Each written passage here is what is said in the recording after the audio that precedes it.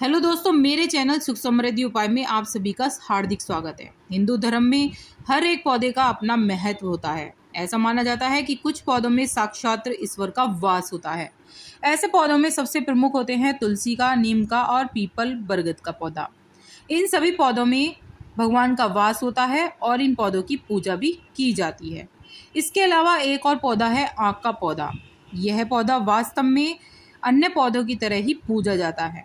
ऐसा माना जाता है कि इस पौधे से भगवान शिव की पूजा करने से कई तरह के लाभ मिलते हैं। इस पौधे को मदार का पौधा भी कहा जाता है और पूजा पाठ से लेकर तंत्र मंत्र तक ये पौधा बहुत ज़्यादा मायने रखता है। इस पौधे को घर में लगाने से बहुत तरह के हमें लाभ मिलते हैं। ये किस तरह का होता है जान लेते हैं। जो सफ़ेद आँख का पौधा होता है और ये एक पर्पल से आँख के फूल वाला पौधा होता है। पत्तियां जब पक जाती हैं और झड़ने के लिए तैयार हो जाती हैं तो वे पीली हो जाती हैं और इसमें फूल होते हैं गुच्छे नुमा छोटे छोटे। आपको दिख रहा होगा पिक्चर्स में, इस तरह का होता है मदार का पौधा। आक और मदार का पेड़ भगवान शिव को मुख्य रूप से प्रिय है। इस पौधे में भगवान गणेश जी का वास कहा जाता है।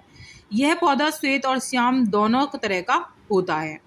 श्याम और श्वेत मदार का तांत्रिक रूप से विशेष प्रयोग किया जाता है। ऐसा माना जाता है कि इसके जड़ों में श्वेतार्क गणपति का वास होता है और इसे विधि पूर्वक पूजा करके घर में लगाया जाता है और विशेष रूप से ये हितकारी भी होता है। इसकी पूजा प्रारंभ करें, पूजा करते समय गणपति मंत्र का उच्चारण अवश्य करें। इससे भगवान गणपति की कृपा अवश्य ही मिलती है। मान लो आपके घर के सामने अगर ये पेड़ उग जाता है तो बहुत ही अपने आप, अगर पेड़ ये उग रहा है अपने आप तो बहुत ही शुभ माना जाता है और ये घर के बाहर ही लगाया जाता है क्योंकि ये एक विषैला पौधा होता है। ये बस पूजनीय होता है। अगर मनुष्य इसका ज़्यादा सेवन कर लेता है तो उसकी मृत्यु तक हो भी जाती है। तो इसे बाहर ही लगाया जाता है और इसका सेवन कई बीमारियों में भी किया जाता है। और इसकी जो कहते हैं मेन चीज़ थी मेरे, इसका एक चीज़ होती है, अगर ये हम अपने पास रख लेंगे तो हमें कभी भी लक्ष्मी की कमी नहीं रहने की। क्या है जान लेते हैं। जैसे इसमें एक फल उगता है तो उस फल को आपको क्या करना है, आपको अपने घर पर लेकर आना है। उस फल को पहले तो आप सुखा लीजिए क्योंकि अगर ऐसे ही रख देंगे तो वो ख़राब हो जाएगा। रखे रखे तो आप पहले इसे सुखा लीजिए धूप में रख के और फिर इसे अपनी तिजोरी में रख लीजिए। इस तरह का ये मिलेगा, ये वाइट सा, इसको भी ले आइए, इसको भी अपने घर में रखना चाहिए। तो ये फल अपने घर में लाकर सुखाकर रख लीजिए, अपनी तिजोरी में रख लीजिए। आपको कभी भी धन की कमी नहीं होगा। बहुत ही चमत्कारी पौधा है, इसके विशेष लाभ होते हैं। घर के आसपास पौधे उपस्थित ये सुनिश्चित करती है कि घर के निवासियों के खिलाफ किसी भी प्रकार का कोई बुरा प्रभाव ना पड़े। अगर ये आपके द्वार पर लगा हुआ है, घर के बाहर लगा हुआ है, तो आपके घर में कभी भी बुरी शक्तियाँ आपके घर में कभी भी वास नहीं करने की, वो बाहर से ही चली जाएंगी। अब बात कर लेते हैं इनके उपायों के बारे में कि हम इनके क्या उपाय कर सकते हैं।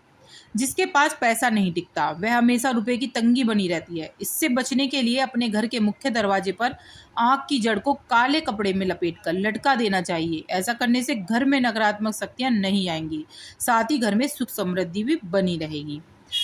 अगर किसी पर भूत प्रेत का बांधा हो गई है तो उन्हें सफ़ेद आग की जड़ बांधनी चाहिए। इससे धारण करने से पहले जड़ को बजरंगबली के चरणों में रखकर उसके बाद सिद्ध करके इसे बांधनी चाहिए। ऐसा करने से प्रेत बांधा आपको छू भी नहीं पाएगी। तो बहुत ही चमत्कारी पौधा है, आपको बहुत ही इससे लाभ होने वाले हैं।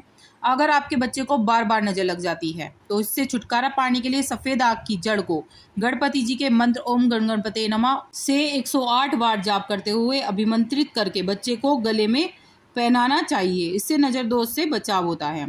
ये बहुत ही चमत्कारी, जैसे कि मैंने बताया, अगर आपके कर्ज की परेशानी हो रही है या कोई आपके दुश्मन है तो आपको क्या करना है, आक का पौधा, जहाँ भी आक का पेड़ लगा हो, आपको चुपचाप वहाँ पर जाना है और उसके पत्ते तोड़कर वहीं बैठ जाना है। वहाँ बैठकर आपको क्या करना है, उन पत्तों पर उसी के दूध से, आक के पत्तों के दूध से उसका नाम लिखना है शत्रु का और वहीं जड़ में गाड़ देना है और फिर वहाँ से चुपचाप अपने किसी से बिना बोले उठकर आ जाना है। ऐसा करने से आपके शत्रु हमेशा के लिए समाप्त हो जाएंगे। वीडियो पे लगे तो लाइक सब्सक्राइब जरूर करें।